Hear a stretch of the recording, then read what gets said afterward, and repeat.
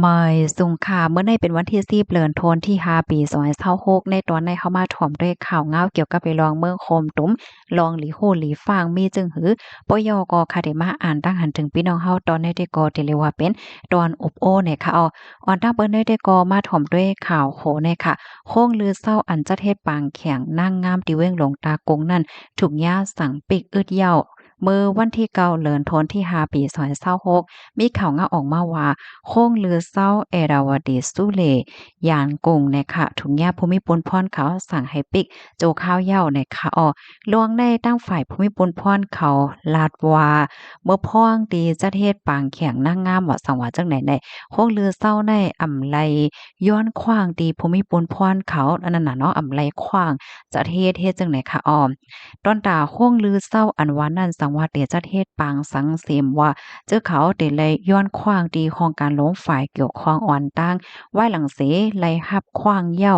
จังจางจัดเฮ็ดไลเนี่ยค่ะเนาะซึ่งคือก็เหย้าเนี่ยค่ะตอนตาโค้งลือเศร้าอันได้ที่ก็ในเขาจัดเฮ็ดปางแข่งนางงามเนี่ยมันยังตึงอยู่ในคักตอน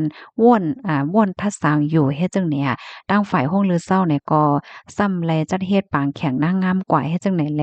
จังไลสั่งปิกอึดโจกข้าวเป็นข้าวตั้งโคกเลินว่าหนังในค่ะตั้งฝ่ายโค้งแหลมโค้งลือเศร้าในก็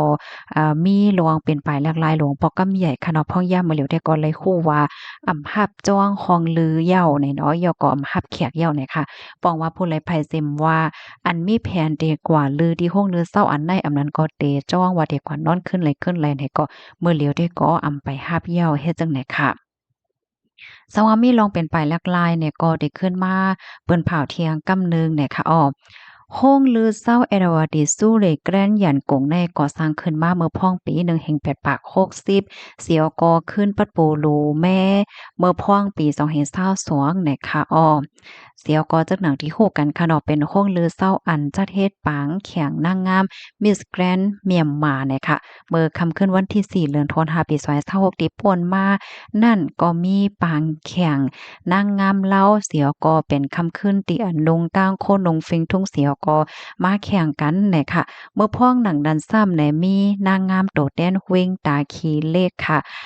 ลงตั้งโคแม่ขาวเสียวก็เข้ามาแข่งแลไหนก้นตั้งนำก็อ่อนกันถ้าสางแซ่ซ้อมดังนำตั้งหลายเข้าย่ำสืบมาในตั้งฝ่ายกกรรมการจัดปองเป็นปางป้อยเนี่ยก็เลยเปิ้นเผาถอนมันนั่งออกค่ะ หรือนั่นก้อยหม่ำก้าค่ะเนาะข้าวยำสืบบ้านเนี่ยก็ยังมีหลวงจ้อยตะลาเอาตั้งพิษนางงามแหลจุ้มเจอข่าวป้าเทียงเฮ็ดจังได๋นั้นขนาดเนาะอันเป็นปางแข่งเขานั่นเนี่ยก็แลค่ายหลายวันมันกว่าโดยที่มีมากมายนั่นน่ะเนาะที่เป็นจัดเฮ็ดขึ้นมื้อใดก็ฮู้เย้าเฮ็ดจังได๋ค่ะซีอีโอก็มื้อในค่ะนะค่ะรายหันข่าวเงาคืบหน้าออกมาว่า Miss Grand Myanmar อันเป็นตัวแดนเว้งตาขี้เหล็กนั่นค่ะนะทางฝ่ายภูมิปนพรเขาเนี่ยก็ไล่ทัดถวงเสเลยหัวมันนั่งในยาคอก4ปีเนี่ยค่ะอันเป็นก้นจัดบ้อยว่าสังว่าจังไหนค่ะเนาะอันชื่อห้องว่ามาหยังไส้หน่อเนี่ยค่ะอันนี้ก็คอก4 ปีเนี่ยอันเป็นโรงฤเช้าหอแต่ติจัดเฮ็ดนั่นก็ย่าให้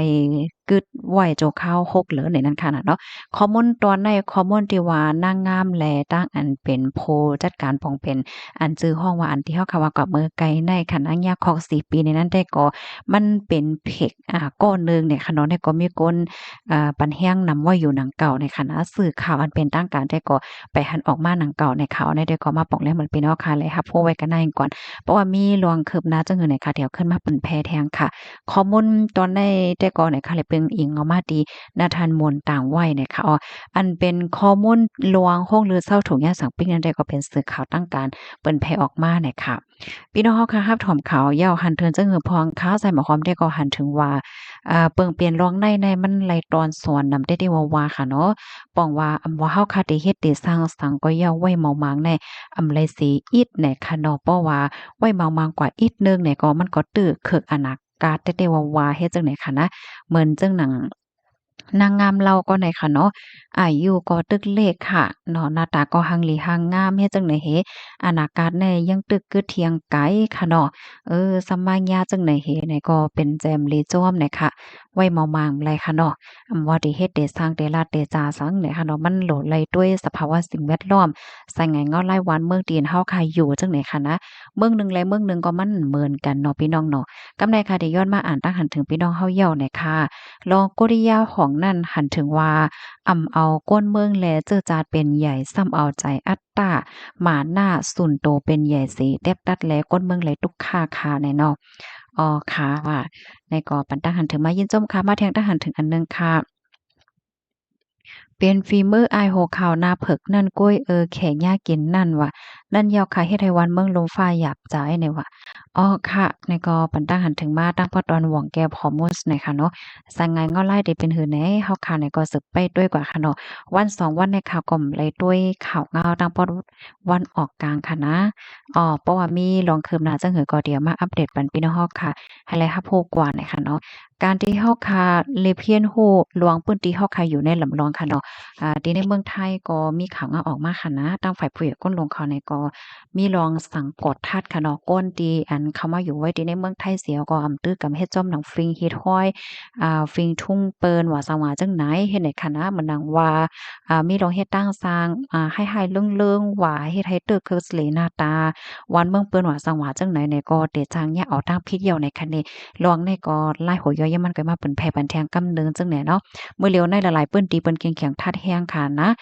กำนันพี่น้องค่ะอยู่ซางเซาไว้ดีเลยเสมว่าคะดอกก็ให้ไลฟังอยู่ฟังกินหมูอยู่หมูกินกันกว่าถ้าไปตั้งหรือจังไหนก็อย่าลืมเอาวัดไว้กว่าผ้าโจมตอนตาพี่น้องเฮาค่ะที่อันอยู่ไว้ที่เมืองไทยเนี่ยค่ะนะไว้ทรงค่าถ่อมข่าวเงาอยู่ตัดเสค่ะไว้ทรงกลางในเจ้าค่ะมีเจเด็กค่ะเนาะว่าย้อนก็เปิดสั่งแลซ้ำว่ากล้าเจ้าสางอ่อนหลาในลองในมันเป็นเฮ็ดไหนค่ะนะค่ะที่ย้อนไขในพี่น้องเฮาค่ะ ค่ะยินเปิ้นน่ะหลายก็เปิ้นโอบกันค่ะเนาะมันเตมีมจะหมั่งก้อเนี่ยค่ะ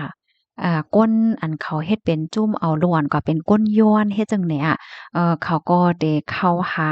พ่อแม่อันเปิ้นเป็นก้นก๊อดก้นผานก้นอันหยาบเพิดลองเงินต้วงว่าจังหวะจั่งเนี้ยเหมือนหนังว่าเฮามาหิมลุกสู่อินหรือเฮาสิเอากว่าเฮ็ดนั้นเฮ็ดไหนเฮ็ดเนี่ยกำได้เพราะว่าเปิ้นเป็นลูกอ่อนกว่าเย้าเนี่ยเขาก็ได้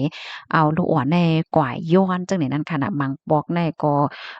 เฮ็ดสั่งลูกอ่อนในต้องไม่ขาวห้ายอมมาให้เปิ้นเอ็ดรู้เหี่ยวก็เปิ้นรู้เงินจังไหนอะเพราะว่ากลางในมากเขาก็ได้ตังลูกอ่อนแน่กว่าไว้ที่นั่นเนี่ยให้ลูกอ่อนย้อนเพราะว่าลูกอ่อนไลเงินมาเหย้าเขาก็ซ้ำเป็นก้นเอามันให้ได้นั่นน่ะบางก็แน่บางตีในขนาดเลยฮู้ว่ายังมีลวงคาโตคาใจลูกอ่อนเฮ็ดเนี่ยให้เปิ้นเอ็ดรู้เนาะลูกอ่อนเหี่ยวก็ปันเงินให้เนี่ยได้เป็นตอนหนึ่งค่ะเนาะ เฮียก็ลองเฮ็ดตามสั่งได้มันก็เขาก็หันถึงว่าเหมือนจั่งนั้นน่ะมันจั่งว่าเอาลูกอ่อนเข้าหาพ่อแม่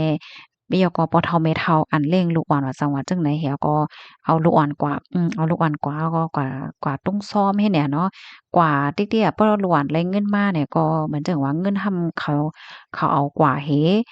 ย่อก็ลูกอ่อนทำปันพองล่มล้านหลีพองหลีพองเฮ็ดในนั้นน่ะใส่งานเงาลายมันได้เป็นไว้เฮ็ดนั้นเนี่ยค่ะว่า ก็เบิ่นนั้นแลเกี่ยวกับเรื่องในก็แค่ย้อนปันฟังถึงปันพี่น้องค่ะเขาให้แลฟังสติกันพวงก็ลีเหมือนกันในคะเนาะมักปอกเพราะว่ามีโกนที่มาค้องลุกลางพี่น้องเฮากว่าเดี๋ยวโจ้เปิ้นได้มาโจ้เอาลุกลางพี่น้องค่ะดีกว่าเฮ็ดปันจังนั้นจังไหนในจังเนี้ยนะก็เลยให้ฟังฟังพองก็ลีเหมือนกันแหละค่ะเนาะเพราะว่ากว่าเฮ็ดไลไลเป็นเปิ้นอุ้มล้านหรือได้ก็เป็นมิ้วหนึ่งค่ะเนาะเพราะว่าเปิ้นเอากว่าเฮ็ดเป็นเครื่องมือไหนแท้ หลูลูกอ่อนค่ะนะลูกอ่อนบางก้อนในย่าหลอกเงิดให้ไหนอะก็ถึงดีเตอร์ป้ายใจกว่าจังไหนก็มีเนี่ยค่ะมาเที่ยงค่ะเม็ดทรงกลางในอยู่ที่สิป้อเซทอมข่าวทรายหมอกฮ้อมให้อยู่ลีรถเพกินเสกัมในว่าเอาค่ะยินจมอย่านำค่ะมาเที่ยงค่ะถอมอยู่นำค่ำค่ะอ้อค่ะมาเที่ยงค่ะหลานมานเวกได้เส้นตั้งเกียบน่ะค่ะมันเหมือนชินซานจ้อค่ะหลานมันเว้งกอหลี หลานชินชันจ่อเกาหลีมันกว่าจู้กันตีปากฮาลากก้วยค่ะหลานมังเว้งใน โคกุ่นแฮงก้วยค่ะอันเขาออกเลยค่ะตาเจ้าให้เจ้าหน้าได้กอเตมีรองทูตสังฆะอ้อว่านั้นค่ะยินโจเมียนนำได้ค่ะนะเตเพิ่มเทียมข้อมูลมามื้อเหลียวลองว่าเขามีลองอบโอ้กันเหี่ยวก็วางแผนเตเปิดได้เป็นลองแต้จ่องแม่นค่ะอ้อแห้งในข่าวอันเดค่ะเอามาป้ายในปันพี่น้องค่ะในมันเตเป็นเทียงมุมหนึงเฮ็ดจังเนี่ยเนาะมันจึงว่า ตั้งฝ่ายลงปอจึงเขาในเขาสำหรับตีนอกวันนอกเมืองจึงหือพองนั่นน่ะเนาะยอก็ลองเป็นเตอันเป็นว่าอยู่ที่ในปื้นตีคารู้ซ้ำเป็นหือพองเฮ็ดจังเนี่ยนะกำนั้นแลยินโจมพี่น้องเฮาค่ะที่อันไข่เนโตทบเนี่ยค่ะอ้อม มาเที่ยงค่ะเมืองใต้ตึกมีน้ำอยู่ค่ะจังไหนอ้อใจค่ะลองเฮ็ดอัดตัดอัดจุนใส่กันจังเนี่ยเหี่ยวก็เพราะว่าเฮ็ดไหนมันทำตื้อเต้อยู่ค่ะในพี่น้องเฮาค่ะจ้อมเปิ้นติอันพี่น้องค่ะอยู่จังได๋นะคะนะปะหนังเพราะว่าย่าเฮ็ดใส่เนี่ยก็มันก็มีลงตื้อเต้อยู่ห้าเนี่ยเนาะก็ใครในกันไล่เนี่ยค่ะนะอบโอ้ลาในกันไล่ค่ะข้าวก็อ่านจือพี่น้องเฮาในค่ะเนาะมันก็ได้วนว่าโอ้บ่เฮาใครกว่ากำ เฮามาไม่มีเฮาหลีกอายเปิ้นแหนมดับลูกอายค่ะเนาะเพราะว่าในเฮิรนสีเหลืองแต่มันตื้อหลอดเพนะจ้อแม่นค่ะว่าเหมือนจังหนังที่เฮาคาที่ที่อันเตียมาลองหลานมันเว้งเนี่ยมันก็ติมีจื่อเฮ็ดแหนเนาะมันติเหมือนตั้งตีเฮ็ดแหนค่ะเนาะเฮาคาจะอบกันแล้วร้อนๆแล้วๆเฮ็ดเนี่ยเนาะมันก็เป็นรองตีหลีมันตื้อมีรองห่มลมหลีค่ะนะคะแต่ก็หันถึงจังนั้นเนาะมาทางทหารถึงอันหนึ่งค่ะใจน้ำมิกสัง ปอมตาเหรียญก้นเมืองกุ้ยว่านั้นเนาะค่ะในก็ปัดตั้งหันถึงมาดีครบทบหันเสียงเนี่ยค่ะอะโลยมื้อในเฮาคาถ่อมข่าวลองเสียงในโอ้โฮหรือสนใจได้เนาะพี่น้องเนาะจังว่านั้นค่ะเมื่อกูบอกแน่เจ้าฟ้าเฮาเขาเจ้าก็เขียนเนาะเขียนเนาะแต่เลยว่าเขาเจ้านี่ก็คัดใจแข็งตาทีเดียวว่าก้อยก็ว่าเผื่อว่าถึงมาปานอังกฤษก็จังเป็นกว่าจังนั้นนั่นน่ะเนาะมาแทงทหารถึงอันหนึ่งค่ะแม่สงครามเมื่อในเขาถ่อมปันแรกก็ที่หนึ่งอยู่ค่ะ มีเจเตคันเราอะอ๋อค่ะยินเจ้าหมีน้ำได้ค่ะมาเที่ยงตั้งหันถึงอันหนึ่งค่ะข้าวซวยเนี่ยก็มันหลีกินอ๋อมื้อได้ข้าวใส่หมูหอมก็เฮ็ดกินข้าวซวยค่ะนะอืมข้าวซอยใต้ค่ะหลีกินได้ค่ะเนาะมาเที่ยงค่ะลวงอุบกำพาอเมริกันจำมดอายุเย่าหันถึงหนังไหนว่าอ๋อค่ะยินจมได้เพิ่มแถมความมุ่นมาหน่อยค่ะอ้อต้องตักกันมาเลยค่ะ เพราะว่าเฮาค้ามาด้วยลูกหลงฟ้าหลงในมันก็มีสังที่มันกึ้มไหนค่ะเนาะมาเที่ยงค่ะโถเนาค่ะหมอกไหววันหมอกไหววันค่ะอ๋อโถเนาเห็นหมอกไหววันอ๋อหมอกไหววันก็เปิ้นพุกเนาะอ้อค่ะโถเนาก็มีพ่นลีนน้ำแก้ค่ะนะเพราะว่าเฮาคาลาดเกี่ยวเลยลองโถเนาในกำนำในตรงวงใต้เฮาได้ใกล้แลยินว่าน้ำพริกดอกว่าโถเนาแอมว่าโถเนาพริกเกอโถเนาป้านป้อง โถเนาแคบเฮ็ดแหนเนาะเลอเซอันข้าวว่ามาในเหย้าในพี่น้องเฮาค่ะยามเอาเฮ็ดกินต่างจังต่างเปิ้นจังหือพองค่ะเนาะเหมือนจังหนังที่ต่างเมืองหำเปิ้นเอาเฮ็ดเป็นน้ำโถเนาะโอ้เปิ้นว่าน้ำโถเนี่ยมีพ่นลีนาเนี่ยเขาว่าแน่อ้อโอ้โอ้ลาเน็ดกันมันเลยค่ะเนาะพี่น้องค่ะมาเจอเดี๋ยวว่าโอ้ใส่หมอหอมในใกล้ทามน่ะเนาะกำก็ทำว่านั้นวันในว่าแน่มันก็เลยว่าจังนั้นค่ะเนาะก็น่ะอันข้าใส่หมอหอมแค่ว่าได้ก่อนแหน่ สอนเจ้าหนังว่าพี่น้องเฮาค่ะตั้นค่ะเนาะเฮาก็มาอบโอ้กันว่าจังหวะจั่งเนี่ยเนาะมาถามมาเหมือนจังว่ามาตอบคำถาม5อำนั้นก็มาปันตาหันถึง5เพิ่มเติมข้อมูล5เนี่ยมันเป็นรองตีหลีค่ะนะเฮียงเลยว่าจังนั้นไหนมักป้องมังไหลพี่น้องเฮาค่ะเนี่ยก็มีไว้ตั้งหูตั้งหันมีไว้ข้อมูลไหลจังไหนในตั้งนำตั้งหลายเนี่ยค่ะเนาะบ่ย่อก่อการที่เฮาค่ะไหลวนนะไหลวนไหลหังในเฮาไหลใจออกๆเฮาไหนมันหลีตอนตาป้าอยู่หลีเฮาป้าแทงลูกกว่านนะ มันเตะจอยเฮกังลวงอันเฮาใกล้หลงใกล้ลืมเฮ็ดเนี่ยเนาะบางก้อในก็ได้ใกล้ลืมน่ะเนาะแต่ละถังก็กำลืมว่าลืมลืมว่าเฮ็ดเนี่ยก็น่ะเพราะว่าเฮาเฮาได้เฮาม่วนนำกะคือก็เฮาใจมันนำกะคือก็มันหลีต่อตัวเฮาบอกกันหน้านึงในว่านะพี่น้องเฮาค่ะนะอากำลังอบโอ้กันมาหลายค่ะเนาะมาเที่ยงได้หันถึงอันหนึ่งค่ะอาบสองปอกอาบสองปอกสามปอกในยอคาโอวันนั้นค่ะเนาะ เป็นคนแก่อาบน้ำเฮ็ดจั่งใดค่ะนะฮาบถอมอยู่กูว่านคาออคาลีเด้ค่ะมาเที่ยงค่ะอยู่เกียกแม่เมืองใต้ปอดของฮาบถอมขาวนอกใส่หมอค้อมปืนเผาอยู่กูว่านยาวค่ะออคาลีเด้ค่ะข้าวใส่หมอหอมก็มีตั้งซื้อจวมพี่น้องเฮาค่ะเนาะจึกอันมีไว้อยู่ที่ใน เมืองใต้ค่ะเนาะสำหรับพี่น้องเฮาเป็นก้นกามหลีค่ะนะอำไลผัดยานวันเกิดเมืองนอนอำไลผัดยานแผ่นดินแม่เมืองใต้ว่าจังหว่าเฮ็ดจั่งใดแฮวก็พี่น้องเฮาคามังจื้อค่ะเนาะมีหน้าการตั้งงานเป็นของโตเจ้าเก่ากะๆคล้ายๆมีเสียงมีลานว่าไหนอันนี้เป็นรองตีหลีค่ะนะคะเฮาเนี่ยก็เป็นอันโฮมจ้มๆเนี่ยค่ะเนาะเป็นรองตีหลีแต้เนี่ยค่ะเนาะ ขาแห้งเลยว่าจังนั้นแหน่พี่น้องเฮาหมางจื้อค่ะเนาะอันก็อยู่ที่นอกเมืองหมางจื้อก็มีภาวะจัดปานตีหลีแล้วก็มันก็มีก็น่ะว่าหมางจื้ออันทบตั้งหยับเพิดไว้ก็มีตั้งนำเปิงลงมันได้ก็พี่น้องเฮาเข้าเมืองไทยในคราวตั้งปี2ปีมาได้ค่ะเนาะแล้วแต่กับกินแห้งค่ะนะแห้งในหาการหางานก็หยาบเนาะกะวัดกะไวก็กะเหย้าก็เปิ้นก็ห่ำเคียงเขียงทาดแฮงเที่ยงเฮ็ดจั่งเนี่ยมันเลยไม่ใจ ละลายลวงเฮ็ดเนี่ยนะเพราะว่าเงินเข้าเงินทำออกอยู่กูวันๆกาคองกากินกาใช้จ่ายกูสำเสียนเปิงเฮ็ดเนี่ยเนาะเพราะว่าถุงยาติงยอบแทงก็ยาบเที่ยงบางก็ในไข้ปอกขึ้นเฮิรนหนาก้อยกะว่าจังปอกก็เพราะว่าเงินหมดเหย้าเฮ็ดเนี่ยบาดเจอในตาเด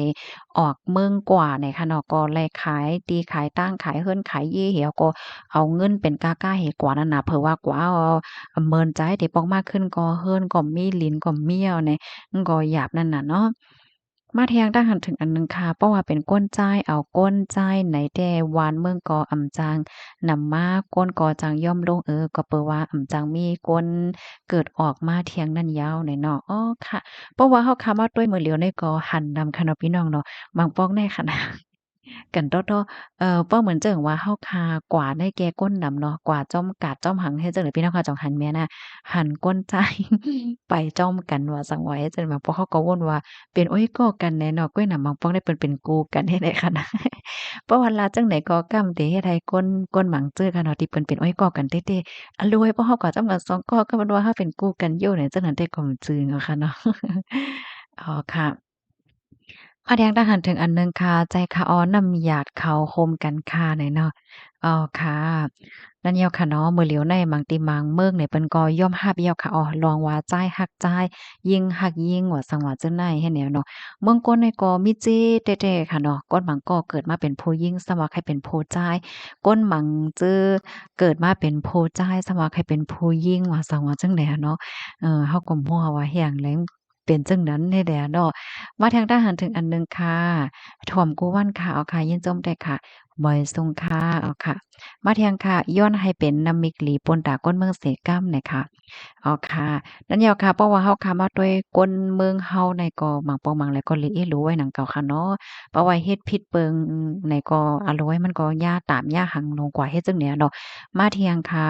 เป็นลวงสังเนาะว่าวงวางได้เป้มาใกล้แลเงินเจ้าขาวเจ้าจ้างปัวมีน้ำขังได้เนาะ เขาเจ้าอำโกไลอาแปลึกล่ำลาดจาลาดเรื่องหนอว่าอ้อนั่นอย่าว่าแฮ้งเป็นอันโอ้ข่าวก็ปองใจเหมือนกันนะมื้อใดก็มีข่าวงาออกมาเที่ยงแล้วนะ อันใดห้ำฮบทบหันหมุนเจ้าหมุนจ้างป้อมไหนคะว่าแน่เขาเจ้าแน่เฮ็ดซุมเฮ็ดซ่องเหี่ยวก็อยู่ในเหมือนจังว่าอยู่จ้อมป่าจ้อมเถินเฮ็ดจั่งใดเพราะว่ากลางใดมาก็กว่าหาตุ้งซ่อมเพราะว่าตุ้งซ่อมยาวๆมาก็เอาตั้งกินตั้งยำมากินมาหังเฮ็ดไหนว่าแน่ลองตั้งลายหัวยอย่ำมันแต่ก็ข้าเฮาได้ขึ้นอ่านเสมาเปิ้นแพแฮงเนาะอันในมันก็เป็นย้อนเปิงหังเฮาก็บ่ฮู้เนาะก็น่าก้อนตั้งนำแต่ก็หันถึงว่ามันตึกคึก หน้าตาชื่อเสียงของศาสนานั่นน่ะเนาะบางเจ้อแน่เขาก็เอาพลังสังกานเนี่ยมาเฮ็ดหน้าเตอมันเหี่ยวก็หากินเปิ้นว่าจั่งใดคะว่าแน่นะเหี่ยวก็เขามันจะเลยแกล้งกำแต้เฮ็ดให้นั่นน่ะกวนเฮาค่ะแน่อันนับยำพุทธาในเพราะว่าหันหมุนเจ้าหมุนจ้างในเฮาค่ะในก็ยกมือไหว้เฮาก็ยุ่มยำสองว่าจั่งใดเฮ็ดให้เนาะมาเที่ยงค่ะเสียงอ่ำป้อเจียงค่ะมันขาดเป็นตอนโอ้ใจค่ะ เมื่อวานในเสียงมีร้องข้องคำค่ะเนาะเมื่อในคารุเสียงจ่องมีร้องข้องคำค่ะยินจมเย็นนำคานาปีเฮาค่ะได้ลาดมาเนี่ยค่ะอ้อมาแทงตั้งหันถึงอันหนึ่งค่ะมือเหลียวหมุนเจ้าหมุนจ้างตูบปอมมีกูดียอค่ะผู้หญิงเฮากำพองหันหมุนเจ้าเขาจุ้มไหลไหลหั่นใจเหย้าเนี่ยค่ะอ๋อค่ะเพราะว่าเฮาค้ามาด้วยกับปานมื้อเหลียวในก็ฮู้ว่าแต่เลยว่าจั่งหืออะค่ะเนาะบางก็ในฮู้อยู่ว่าผิดก็ยังตึกเฮ็ดอยู่จั่งเนี้ยเนาะมาเที่ยงค่ะเอ๊ะหลูมันนาง เต้ๆยาวอะนั่นยาวค่ะมื้อใดก็มีข่าวเงาออกมาจึงว่าก็เมื่อไกลเนาะโอ้เพราะว่าอะไรตกคอขึงตาน่านเต้ๆก็